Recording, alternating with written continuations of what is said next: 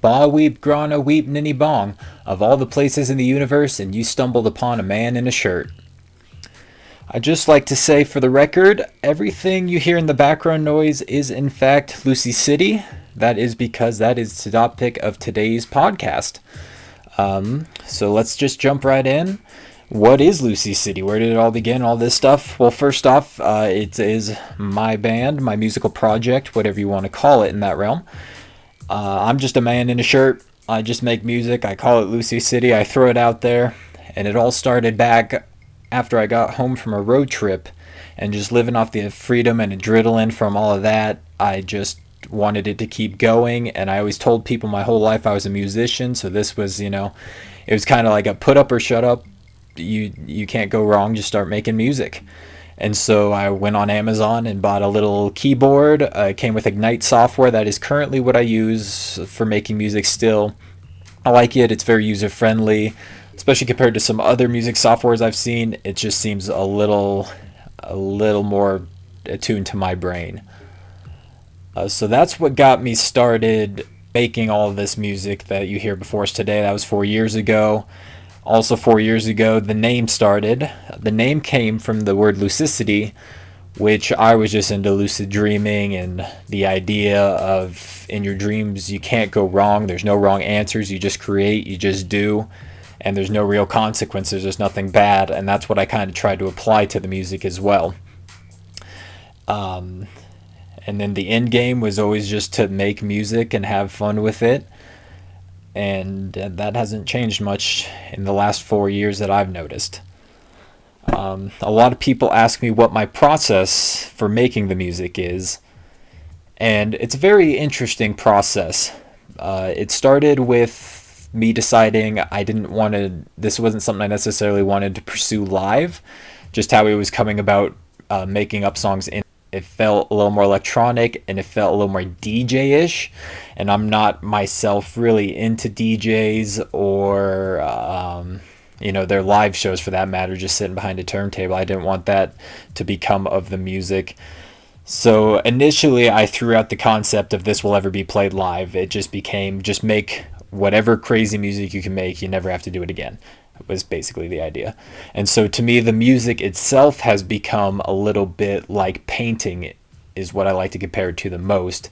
Is I'm just making pictures. Each song is just a different picture. It's different strokes, different colors, different shapes, different angles, different headsets, and that's all it becomes. I don't go back later and try to re-edit the song and pretty it up, so to speak. I like to keep it as raw and gritty as it is that night.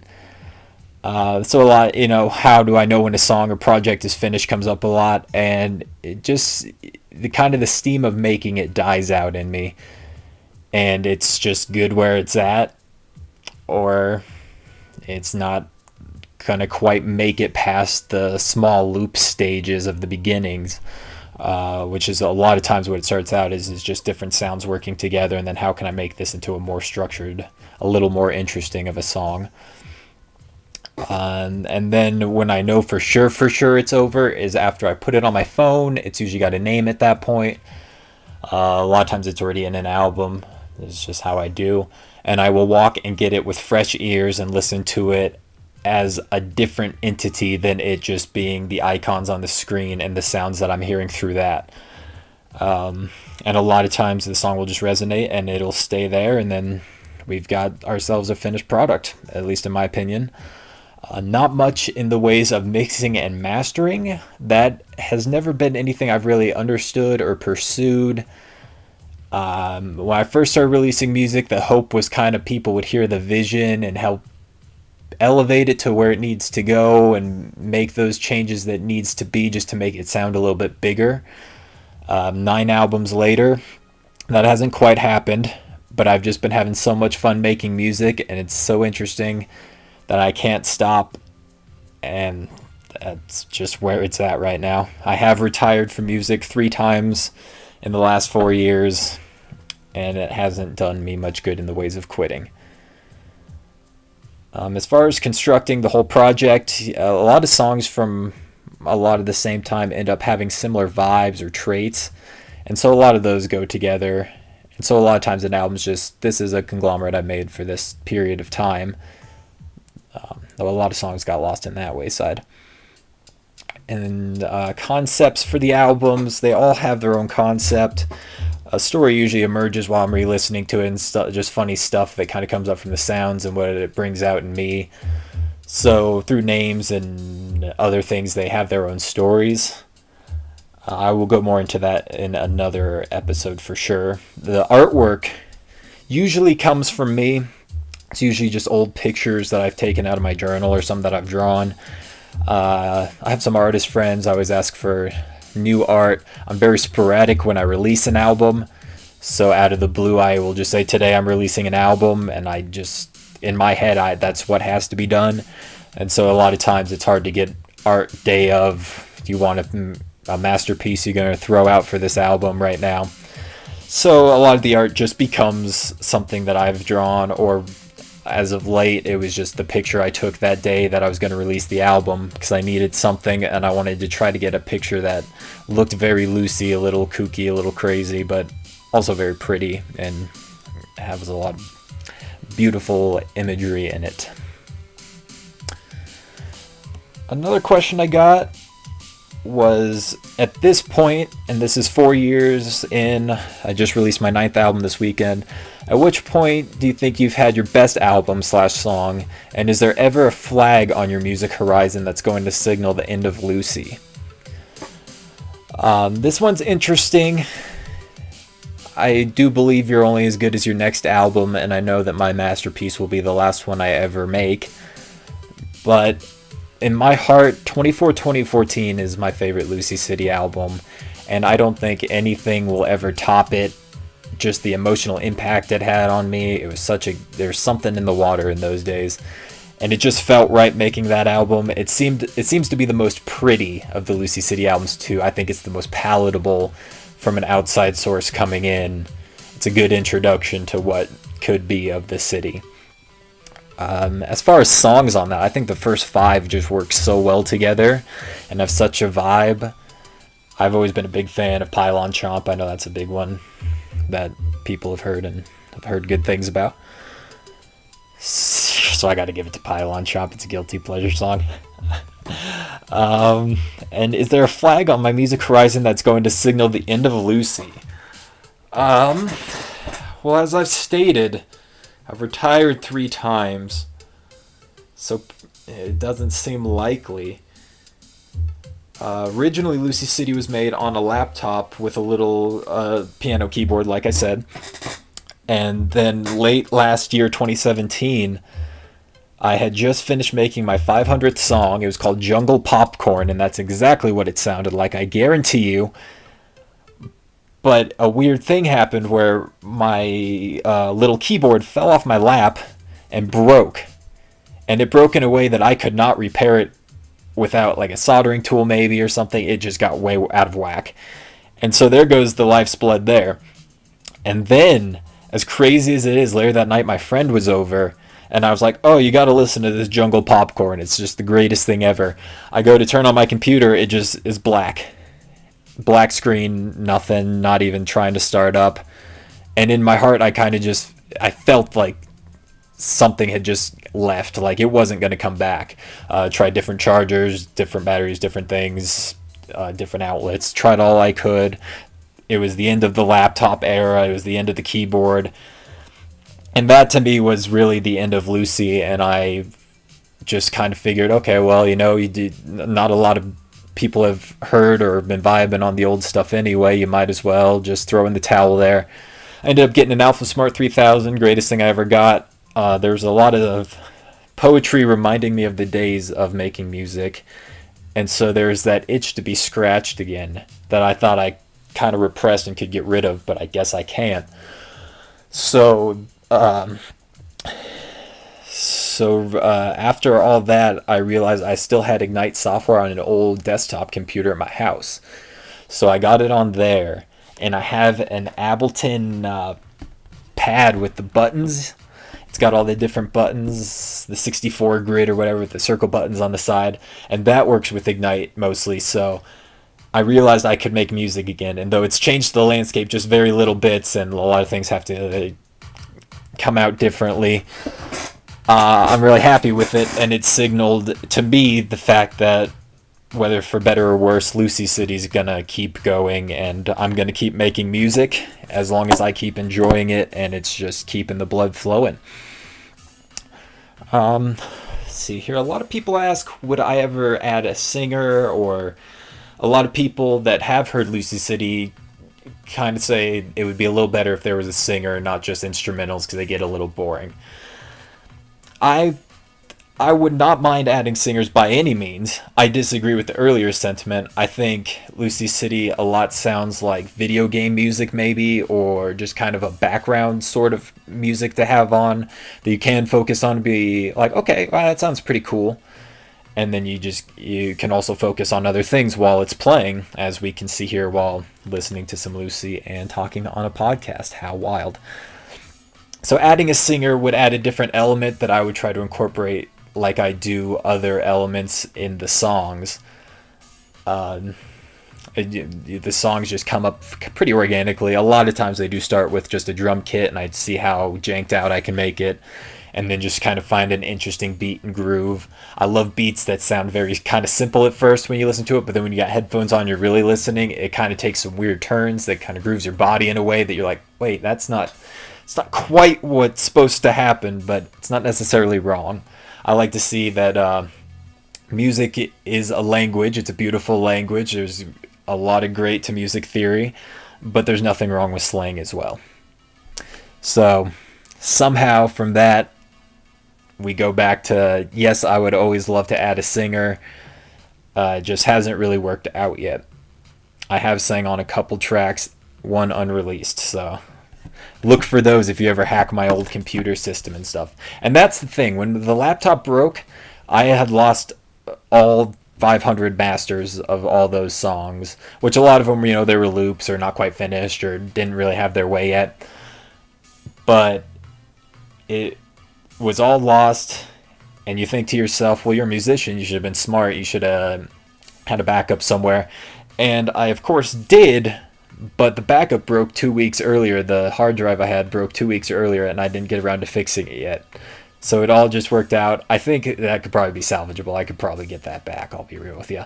But it was also kind of nice relearning that I can make Lucy just to have a fresh start and not have to meet up to anything. Not that I've ever really had that pressure before, which is one of the good things.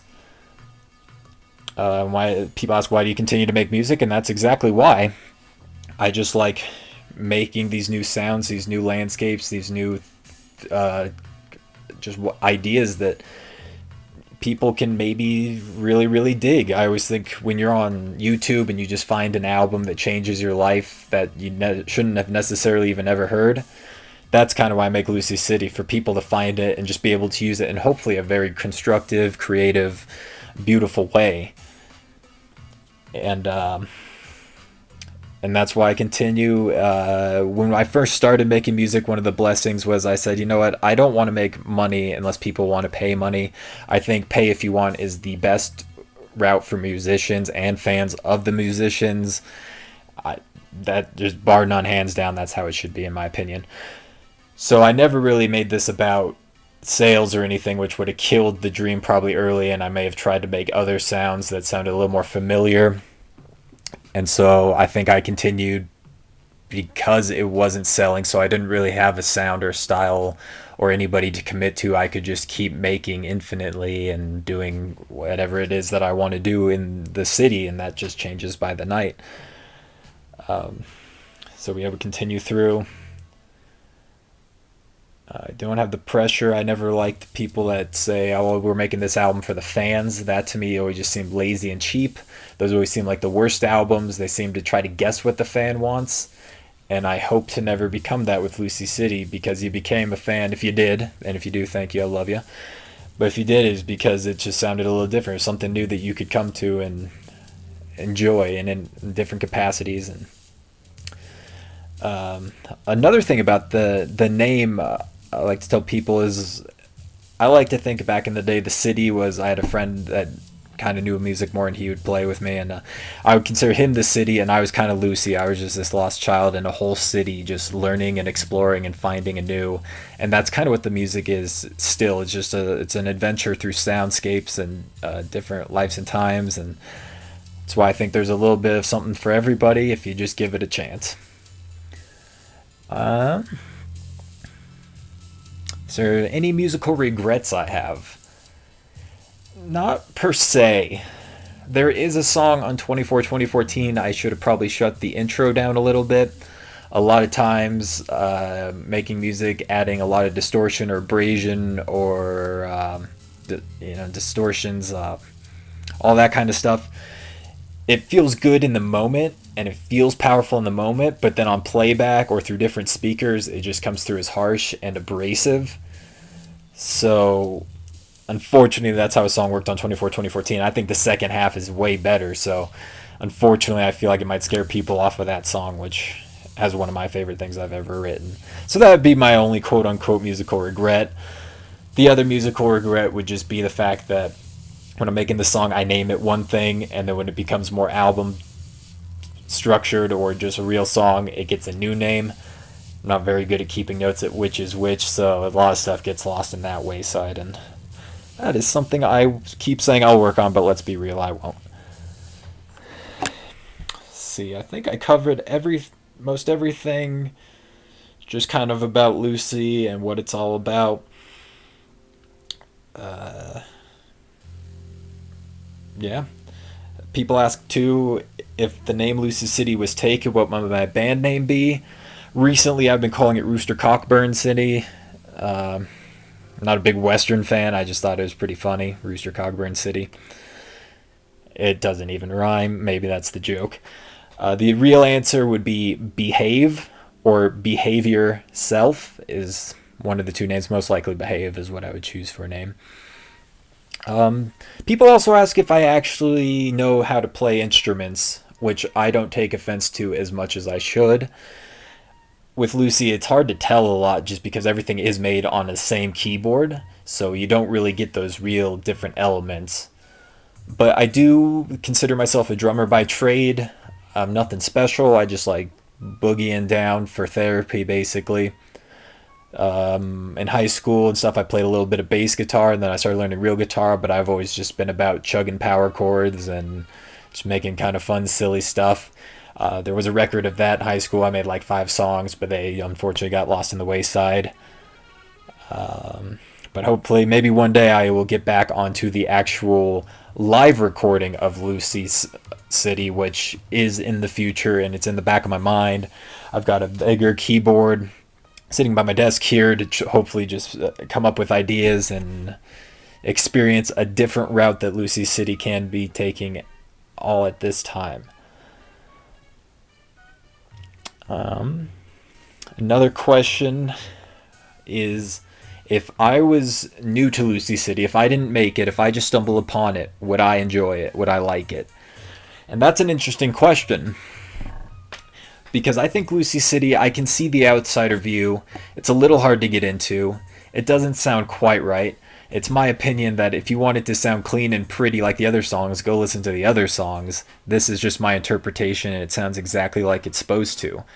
And that stinginess and stubbornness probably get people taken aback a little. Some songs, the joke is to kind of have this weird intro that has nothing to do with the part of the song that I made first that I thought was really pretty and the most beautiful part. I like to hide things around or have songs that just kind of stop and abruptly change just everything that's going on. Just because I feel music's a bit too domesticated and we should be having crazier ideas. Not that I think that Lucy City is like super unique or the wave of the future or something that couldn't be done by an infinite amount of apes in a room with keyboards.